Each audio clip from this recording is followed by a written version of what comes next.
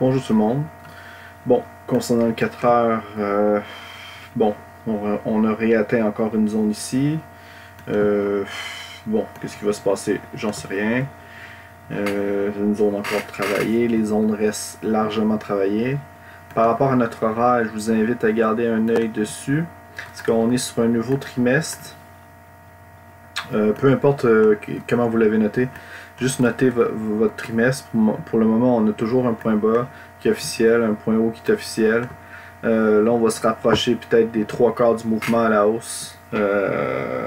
Encore une fois, par rapport à notre retracement, ça reste à évaluer. Est-ce qu'on va dépasser cette zone-ci? Est-ce qu'on va réussir à atteindre les 27 000? Bon, ça c'est des prédictions, j'en sais absolument rien. Mais bon, toujours garder un œil dessus. Ça reste notre trimestre. Maintenant, on a changé de mois, donc il va falloir réévaluer plus tard nos fibos par rapport à notre mois. Bon, j'ai décalé mes choses. Ok, c'est correct. Ouais, c'est ça. Juste garder un œil sur notre trimestre. Puis là, évidemment, on est dans un nouveau mois, une nouvelle semaine, une nouvelle journée. C'est pour ça que j'ai mentionné à tout le monde aussi de garder un œil. Pour planifier concernant le pré-market, on aurait pu quand même placer nos fibos ici. C'est pour ça que je mentionnais de garder un œil aussi sur les 38 en pré-market, qui était peut-être le premier niveau à regarder, qui était quand même habituel.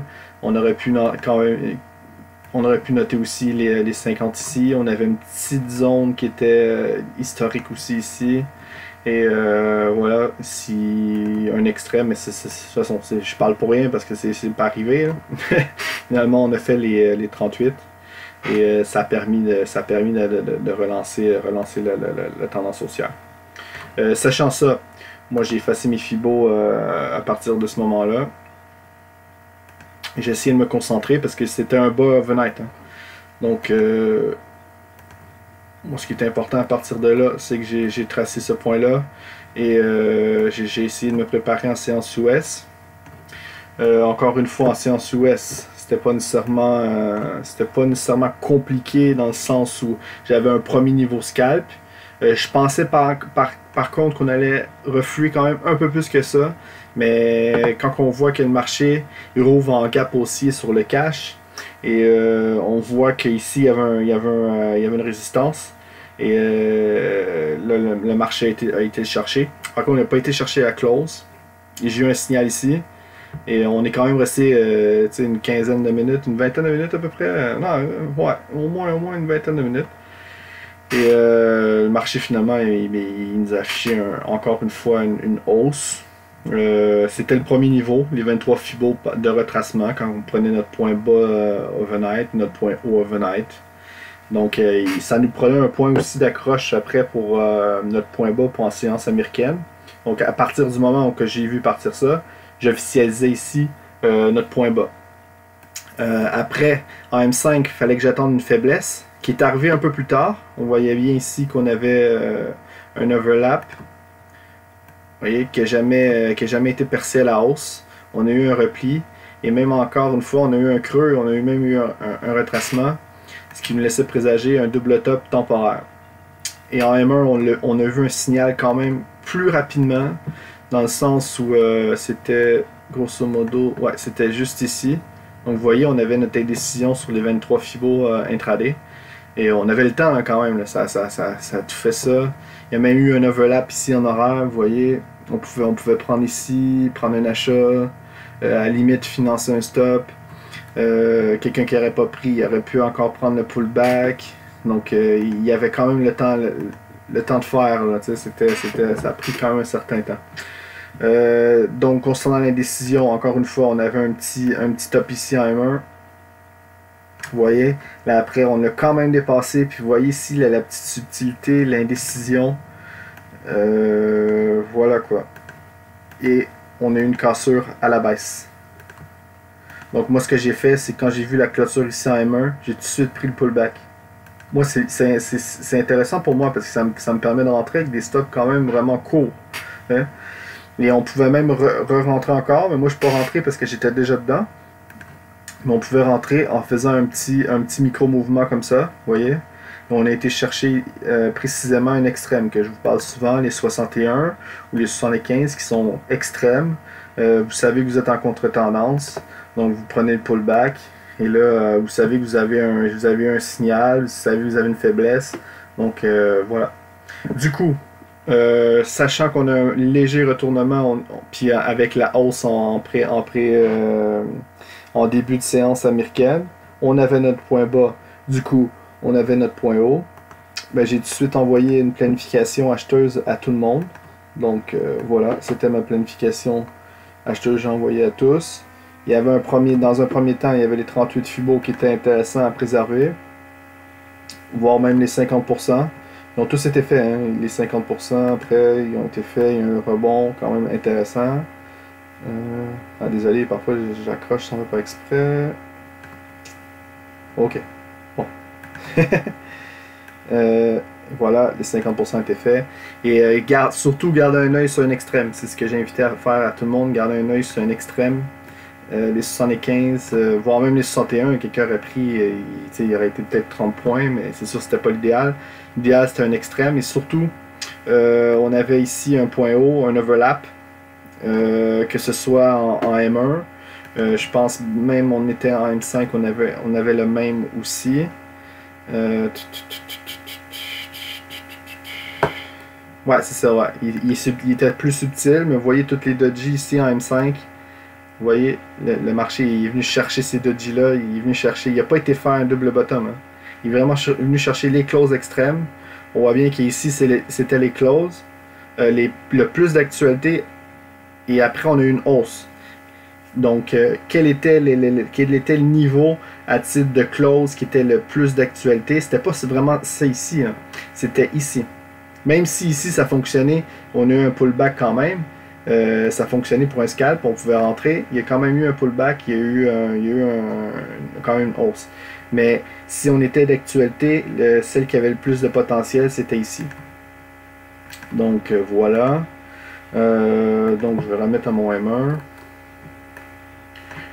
Et voilà, c'est pour ça que j'ai affiché une planification, de prendre des bénéfices quand on était rendu après sur les hauts. Et j'ai demandé aussi à tout le monde de vérifier le comportement du marché. Et en M5, on a bien vu qu'on avait un range ici. On avait un top, en plus, on avait un top qui a été percé à la baisse. Vous voyez? On avait même un niveau ici. J'ai effacé ça.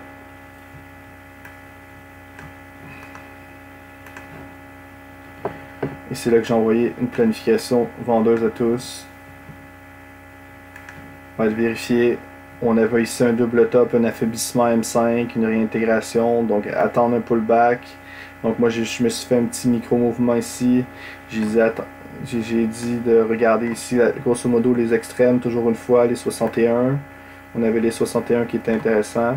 Et il y avait encore une fois les extrêmes, les 75. Bon, pour le moment, ça a reflué, ça a bien été, hein. C'est pas la question. Mais on est dans un range. Donc un range peut-être M15 un peu plus important. Avant qu'il casse, on n'en sait rien de quel côté il va casser. Donc concernant la planification future, il faut absolument avoir un œil sur le range ici. Avant de faire quoi que ce soit, avant d'avoir une idée d'analyse. Ça reste des bornes chartistes, donc à utiliser en cas de cassure sur pullback, à vérifier. Voilà.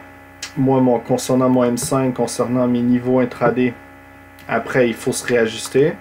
Il faut placer nos fibos. Vous connaissez votre point bas de la semaine. Le point bas de la semaine, c'est celui-ci. Vous voyez? Pour le moment, c'est ce qui s'est passé. Notre première journée est faite. Donc on garde un œil sur notre semaine. On aurait des niveaux peut-être d'intérêt de repli. Est-ce que c'est un bon niveau de repli ici? J'en sais rien. Mais si c'était le cas, on a un niveau de repli peut-être pour un double bottom ici. Ça serait les 38 Fibo à titre de rappel. Je vais effacer ça. Peut-être placer ici une petite zone sur les 50 Fibo. Voilà quoi. Puis les 61 qui seraient grosso modo ici. On voit qu'on a une zone ici qui a l'air intéressante, qui a été travaillée. peut-être une zone un peu plus extrême. Celle-ci, je vais l'effacer. Donc voilà, c'est grosso modo notre début de mois, notre début de semaine. Donc notre mois va être à redéfinir en tout temps. À chaque fois que vous avez un point bas dans votre mois, un point haut dans votre mois, mais tracez vos fibos, adaptez-vous et ayez un œil dessus. Pareil pour la semaine. Donc pour le moment, notre intraday c'est ça. Donc à suivre. À suivre quoi. Donc ma planification était correcte. On avait un extrême, on a un repli. Et encore une fois, mais vous voyez, si on prenait notre point haut, notre point bas, le repli a été quand même précis. Il est venu retracer les 23 fibos. Et voilà, c'est reparti à la hausse. Donc le marché est très fort. Hein. Le marché, vous voyez, il est venu chercher les 23 intraday, il est reparti. Et malgré tout, malgré toute la hausse, malgré ici l'affaiblissement, il y a quand même eu un repli. Et voilà, ça a été chercher les 23. Et c'est là aussi qu'il faut vérifier un peu le comportement de marché, le comportement de notre bande ici, une bande basse, notre bande haute. Et que c'est long, tu sais. C'est long avant que le marché se retourne. Donc ça peut prendre un certain temps, ça peut prendre 5-6 heures, et ça veut même pas dire qu'il va se retourner. Donc, mais on vérifie quand même. Tu sais, si on voit qu'ici ça perce à la baisse, les deux bandes, et que ça perce à la baisse, ben, après on évalue. On évalue, ok, si ça rebondit ici sur les 38, mais après je peux peut-être faire une planification vendeuse. Prendre un mouvement temporaire, prendre mon point haut, mon point bas. Et vous voyez, ça nous ferait à peu près une planification ici sur la zone basse. Ça serait grosso modo les 50%. Vous voyez, je m'y prépare déjà. J'ai pas besoin d'attendre. Si je sais qu'on rebondit ici, je dis ok, là, je vais prendre mes fibos, je vais essayer d'affiner ma zone d'intervention. 50% du mouvement de retracement à la hausse, ça m'apparaîtrait correct pour reprendre une vente. Et surtout si c'est en pré-market, si c'est tranquille. Fait. Donc c'est là que c'est intéressant aussi. Quand vous êtes en première heure de cotation américaine, n'essayez pas ça. C'est beaucoup plus. Faut restreindre nos stops, les mettre beaucoup plus courts, être beaucoup plus vigilant. Après, quand le marché est plus calme, c'est là que c'est plus calme. Donc il respecte beaucoup plus les niveaux chartistes. Donc moi, ça fait grosso modo le tour. En vous souhaitant une bonne fin de soirée à tous.